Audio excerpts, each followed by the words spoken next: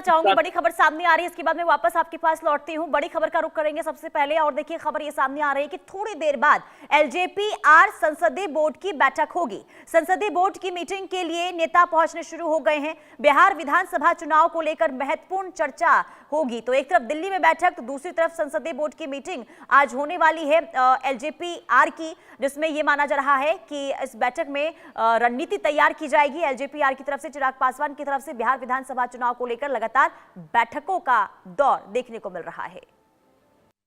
हमारे साथ बातचीत करने के लिए मौजूद हैं लोक जनशक्ति पार्टी रामविलास के प्रदेश अध्यक्ष राजू तिवारी। राजू जी, आज एलजेपी-आर की जो संसदीय बोर्ड की बैठक होने वाली, क्या एजेंडा रहने वाला है?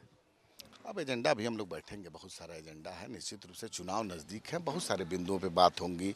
अब किस किस बिंदु पे बात होगी, अभी बैठक में हम लोग जा कर के देखें। अभी हमारे सब बड़े नेता सब लोग इकट्ठा हुए हैं, चूँकि बिहार के अध्यक्ष होने के नाते हमको भी बुलाया गया है। मैं आया हूँ। अभी बड़े हमारे सीधे राष्ट्रीय अध्यक्ष जी रहेंगे, उसके उन्हीं के अध्यक्षता में हो रहा है। तो क्या निर्देश देंगे, क्या आदेश देंगे, उस पर हम लोग बात करेंगे।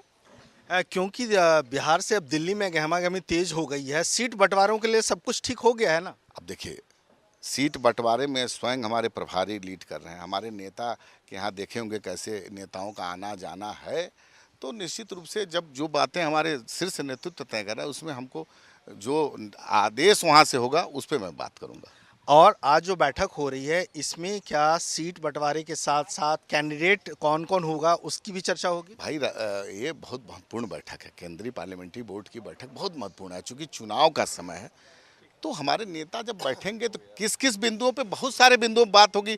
अब क्या क्या मुद्दे होंगे, क्या क्या रणनीति होगी, बहुत सारे मुद्दों पे बात होगी। चिराग पासवान मुख्यमंत्री बनेंगे? अब देखिए, फिर अभी आप लोग, अभी ये दूसरी बात है, जब नेता हमारे बोल चुके हैं कि 2025 का चुनाव हम लोग लड़ेंगे मुख्यमंत्री के नेतृत्व में, अब क्या कल होगा, अब इसके बारे में तो हम नहीं बता सकते। आपको कुछ जानकारी हो सूत्र से तो बताइए। तो ये बताइए, सूत्र ये भी बता रहा है कि आप भी जो है सो टिकट के दावेदार हैं। भाई देखिए, हमारे यहाँ आप देख लीजिए, आप लोग ऐसे लोकसभा में दावे, देखिए हमारे यहाँ हमारे यहाँ जो भी पार्टी के पदाधिकारी हैं, ये नेता के निर्देश आदेश पर चलने वाले लोग हैं। क्या दायित्व होगा, किस रोल में उनको काम करना है, ये हमारे नेता उसको तय करते हैं और उसी में हम लोग काम करते हैं। धन्यवाद। कैमरा पर्सन सुधीर के साथ मनोहर केसरी, इंडिया न्यूज़, दिल्ली। संजय, मैं आपके पास आऊंगी। देखिए, एक तरफ बीजेपी की बैठक और दूसरी तरफ एलजेपी-आर की ये बैठक, कितने बजे ये बैठक शुरू होगी और इस बैठक का क्या एजेंडा रहेगा?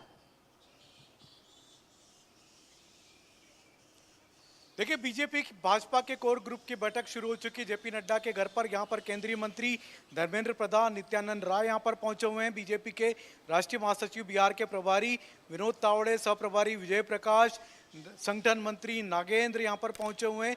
तो यहाँ पर बीजेपी की बैठक, कोर ग्रुप की बैठक शुरू हो चुकी है बीजेपी के राष्ट्रीय अध्यक्ष जेपी नड्डा के घर पर। यहाँ पर बिहार बीजेपी के जो कैंडिडेट हैं, लगभग 100 से 102 सीटें जिनके बारे में चर्चा की जा रही है कि बीजेपी चुनाव लड़ सकती है, उन 102 उम्मीदवारों के नामों पर चर्चा होने वाली है, जिन नामों को कल केंद्रीय चुनाव समिति में बीजेपी रखने जा रही है। जहाँ तक सीटों की बात है, नंबर की बात है, और नंबर लगभग सभी घटक दलों को बता दिए गए और आज शाम को या फिर कल सुबह तक एनडीए की सीट शेयरिंग की घोषणा भी हो जाएगी। तो भले ही चाहे घटक दल नाराज है, क्योंकि कोई भी खुश नहीं है। कोई 20 मांग रहा था, उसको 6 मिलती है, कोई 20 मांगता है, उसको 8 मिलती है, कोई 40-45 मांगता है, उसको 25-27 मिल रही है।